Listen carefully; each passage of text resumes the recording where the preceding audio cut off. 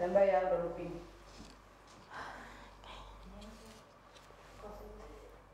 Sembilan.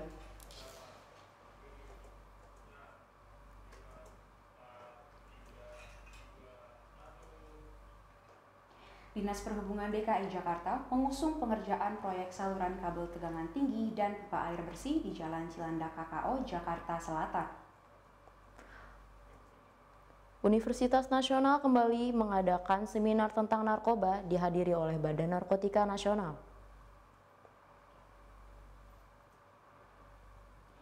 Pesawat domestik Yeti Airlines terjatuh saat menuju Bandara Pokhara, Nepal pada Minggu 15 Januari 2023.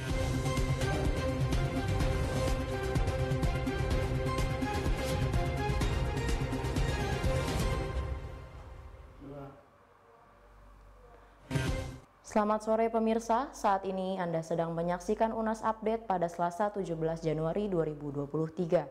Bersama saya Safa Alia dan rekan saya Safiera Ananda.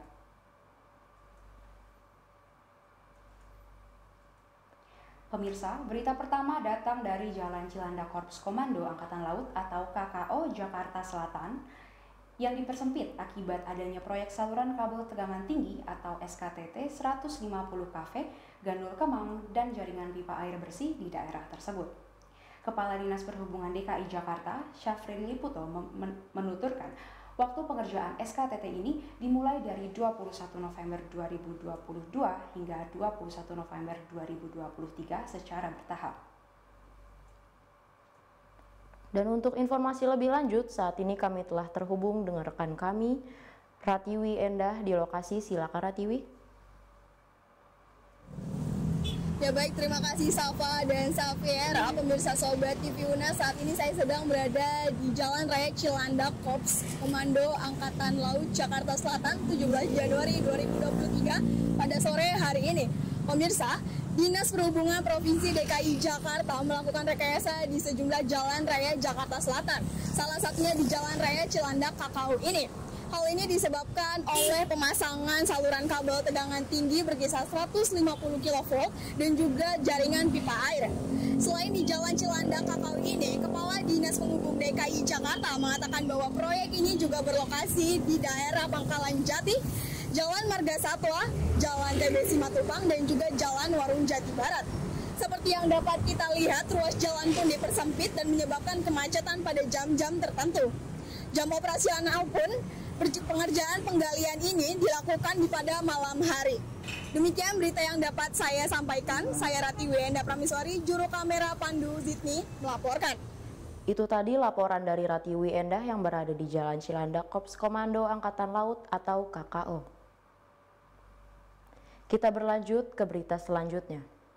Universitas Nasional kembali mengadakan seminar narkoba yang turut dihadiri oleh Badan Narkotika Nasional dengan mengusung tema Strategi Pemberantasan Narkotika melalui kegiatan pelibatan dan partisipasi masyarakat dalam media komunikasi guna tercapainya Indonesia bersih narkoba. Untuk informasi lebih lanjut, saat ini kami telah terhubung dengan rekan kami, Maria Hermina di Aula Universitas Nasional untuk mencari tahu informasi terkini. Silakan Maria. Baik, Safa dan Safiera. Ya, pemirsa, saat ini saya sudah berada di Aula Universitas Nasional, tepatnya di Blok 1 lantai 4. Pemirsa, pada hari ini, tepatnya Selasa 17 Januari 2023, sedang diadakan seminar BNN atau Badan Narkotika Nasional dengan tema Strategi Pemberantasan Narkotika melalui kegiatan pelibatan dan partisipasi masyarakat dalam media komunikasi guna tercapainya Indonesia bebas narkoba. Seminar ini dihadiri langsung oleh Brigjen Pol Roy Hadi Siahan, SIK SHMSI, selaku Direktur Narkotika, Deputi Bidang Pemberantasan Badan Narkotika Nasional Republik Indonesia, bersama dengan narasumber lainnya, yakni Ibu Swastiningsi SEMSI, selaku dosen Ilmu Komunikasi Universitas Nasional. Kegiatan seminar ini dimulai pukul 9 waktu Indonesia Barat dan dibuka dengan beberapa rangkaian kegiatan, diantaranya ialah sapaan pembuka oleh MC, pembacaan doa, menyanyikan lagu Indonesia Raya, menyanyikan Mars UNAS, serta sambutan dari Kepala Program Studi Ilmu Komunikasi, Bapak Adi Prakosa, MSI. Kegiatan seminar yang mengusung tema Strategi Pemberantasan Narkotika melalui kegiatan pelibatan dan partisipasi masyarakat dalam media komunikasi guna tercapainya Indonesia bersih narkoba bertujuan untuk mengedukasi mahasiswa Universitas Nasional terkait bahaya penggunaan narkotika serta bagaimana mahasiswa Universitas Nasional khususnya program studi ilmu komunikasi untuk dapat menggunakan media komunikasi sebagai jembatan mahasiswa dalam mengampanyekan bagaimana bahaya penggunaan narkotika kepada masyarakat. Selain itu, kegiatan seminar yang diadakan hari ini ditujukan kepada mahasiswa ilmu komunikasi Universitas Nasional semester 5 yang kini sedang mengambil kelas manajemen public relation, manajemen CSR, serta stakeholder relation. Ya, selamat pagi Pak. Sebelumnya mohon maaf mengganggu waktu Bapak. Di sini saya cuma mau mengajukan beberapa pertanyaan terkait seminar hari ini. Oke, saya diundang sama teman-teman mahasiswa dari UNAS untuk mengisi acara seminar berkaitan dengan hal-hal yang kami harus gelorakan terkait dengan perang melawan narkoba yang disesuaikan dengan tema seminar hari ini. Ya, jadi Pak ada untuk seminar hari ini ada beberapa pertanyaan. Pertanyaan pertama itu apakah ada alasan tertentu terkait pengusungan materi tema yang digunakan pada seminar hari ini?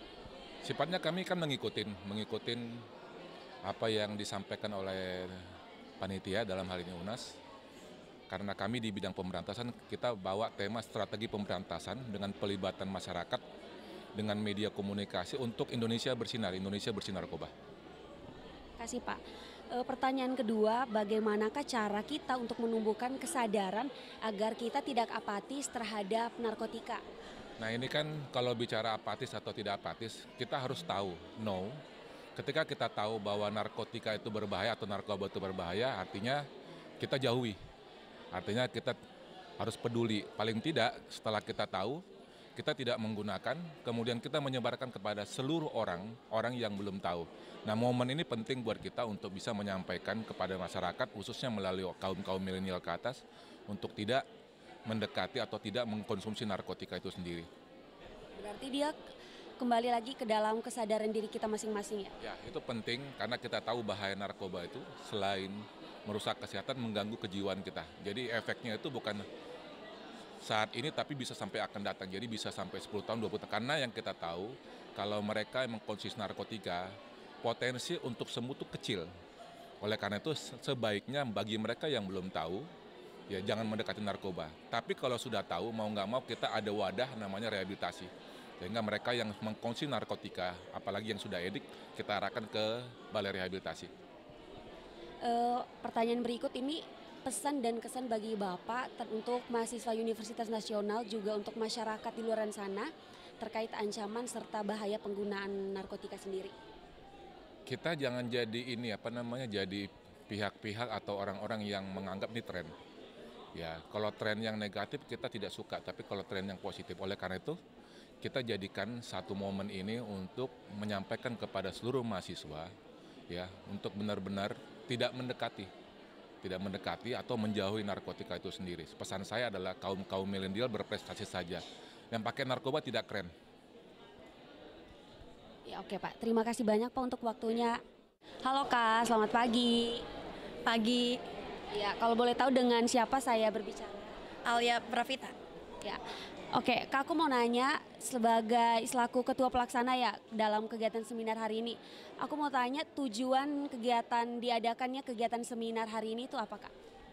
Untuk memberikan wawasan kepada mahasiswa ilmu komunikasi khususnya pada mata kuliah PR dan CSR, stakeholder serta manajemen PR untuk dapat mengerti bagaimana strategi komunikasi Badan Narkotika Nasional dalam memberantaskan narkotika di Indonesia. Dan ini diadakan untuk mahasiswa melatih kemampuan di dunia PR-nya. Ya, oke Kak, pertanyaan berikutnya, harapan Kakak nih bagi semua peserta yang turut serta ambil bagian dalam seminar hari ini, harapannya apa Kak? Harapannya semoga semuanya dapat memahami, dikarenakan ini juga sebagai wujud dari tugas 2, dan diharapkan ini semua bisa jadi dasar ilmu untuk menjadi PR nantinya. Oke Kak, makasih. Sama-sama. Ya, pemirsa, itu saja informasi yang dapat saya sampaikan. Saya Riani Mbulu bersama dengan juru kamera Muhammad Fatoni melaporkan kembali ke studio. Baik, itu dia laporan dari rekan kami, Maria Hermina, yang berada di lokasi. Berita selanjutnya sekaligus berita penutup pada hari ini. Pemirsa, kecelakaan pesawat domestik Yeti Airlines yang mengangkut 72 penumpang terjatuh saat menuju Bandara Pokhara, Nepal pada Minggu 15 Januari 2023. Insiden ini mengakibatkan sebanyak 68 orang dinyatakan tewas dan 4 orang lainnya dinyatakan hilang. Kecelakaan ini menjadi insiden penerbangan terburuk dalam 3 dekade terakhir di negara tersebut. Detik-detik jatuhnya pesawat ini sempat terekam kamera dan viral beredar di media sosial. Sang penumpang sempat live di akun Facebook sebelum akhirnya pesawat mengalami kecelakaan. Sebuah rekaman viral dari jatuhnya pesawat ATR 72500 Yeti Airlines di salah satu media, yaitu Facebook, menunjukkan detik-detik pesawat jatuh dengan ledakan keras di akhir rekaman. Salah satu penumpang melakukan siaran langsung di dalam pesawat. Video berdurasi 1 menit 26 detik tersebut menampakkan sejumlah penumpang yang berada di pesawat. Terlihat kondisi pesawat ATR 72500 Yeti Airlines tampak sangat lancar di awal rekaman. Kemudian pesawat mulai kehilangan kendali dan tampak semburan api hingga akhirnya rekaman tersebut berakhir. Dalam laporan, telah tercatat 68 orang tewas dan 4 dinyatakan hilang. Menurut otoritas bandara Sheikh Bahadur Takhur, telah ditemukan kotak hitam atau black box dari pesawat. Namun, mengenai isi dalam black box masih dalam investigasi lanjut. Hingga saat ini, belum ditemukan penyebab pasti mengenai insiden jatuhnya pesawat ATR 72500 Yeti Airlines. Demikian UNAS Update pada hari ini bersama saya Safa Alia dan rekan saya Safiera Ananda beserta kru yang bertugas pamit undur diri. Terima kasih atas kebersamaan Anda dan sampai jumpa.